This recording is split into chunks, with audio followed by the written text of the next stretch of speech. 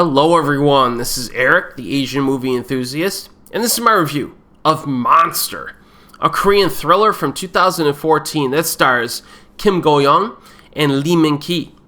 Independent and aggressive, Bok-soon is known around the neighborhood as a psycho wench because of her weird behavior. She is slow and not very smart due to a developmental disability, but is nonetheless a brave young woman with a happy inner world. Bok-soon manages to make a living by running a street stall at a local market with her younger sister Eun-jeong, whom she loves more than life itself. She only cares about working hard and saving up money for Eun-jeong's education.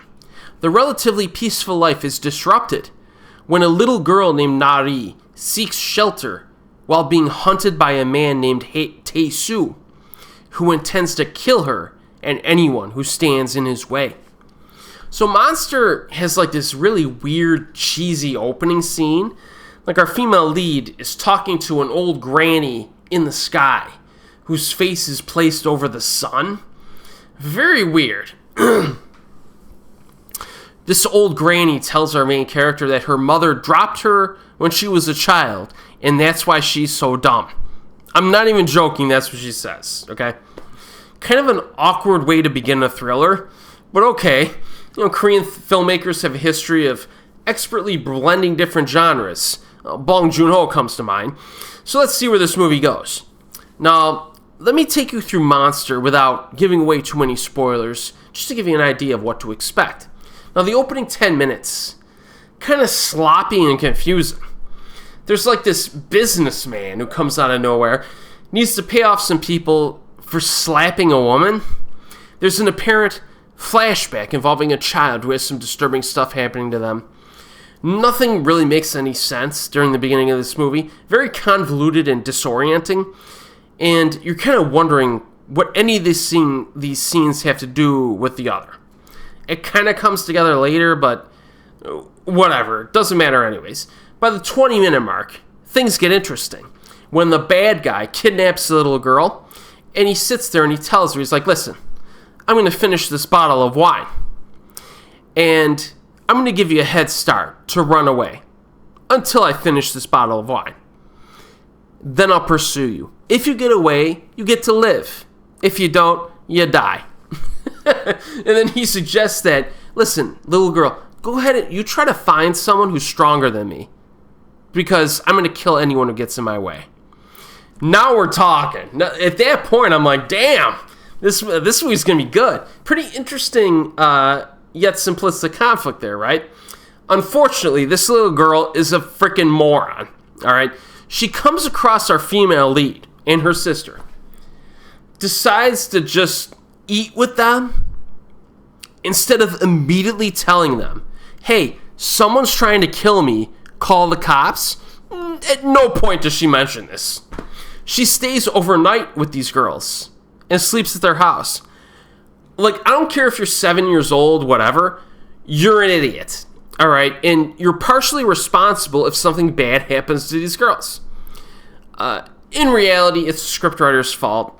It's crap writing. It just is what it is. I know the filmmakers want to keep the cops out of the film as much as possible because it's more dangerous and interesting to have three women, younger women, fight for their survival against this like killer, this evil killer.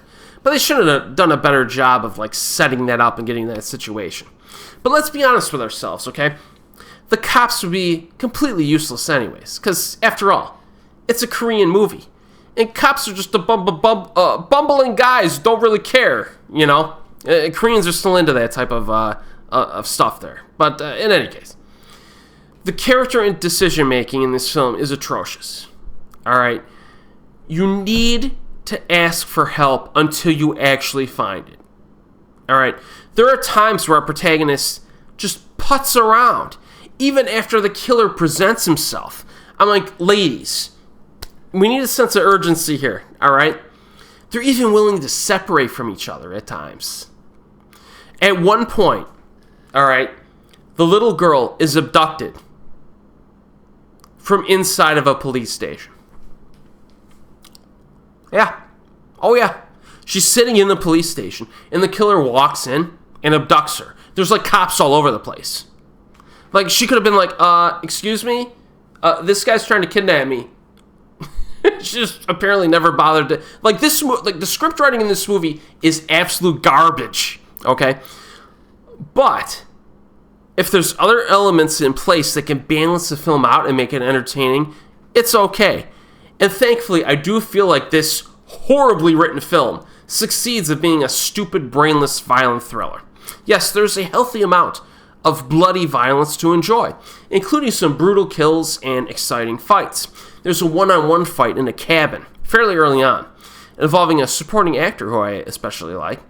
There's also a good amount of suspense, despite the flaws in decision-making. For example, the girls at one point decide to go on the offensive and explore the murderer's residence, which is a pretty good sequence, I thought. The finale is a satisfying slugfest to the death. I mean, what more do you want? Performances are good, and another aspect I enjoyed is that the bad guy's interactions with his family and acquaintances are shown, and most surprisingly, the killer himself puts up with their shady, backstabbing behaviors. And I found that to be a pretty interesting aspect of this. It's almost as if our killer wants some form of human connection, but the people closest to him continue to fail miserably in that regard. So I did like that aspect of it. And then on top of that, there were a few surprises and unorthodox moments. So overall, I think Monster is a moderately fun thriller, despite the frustrations that arise while watching it. If you want to give this film a chance, please turn your brain off. Because if you do not turn your brain off while watching this, you're going to lose your mind. All right? But I do moderately recommend it. It's currently available streaming on YouTube and Amazon, and it's also available on physical media. And as always, folks, I'll see you next time.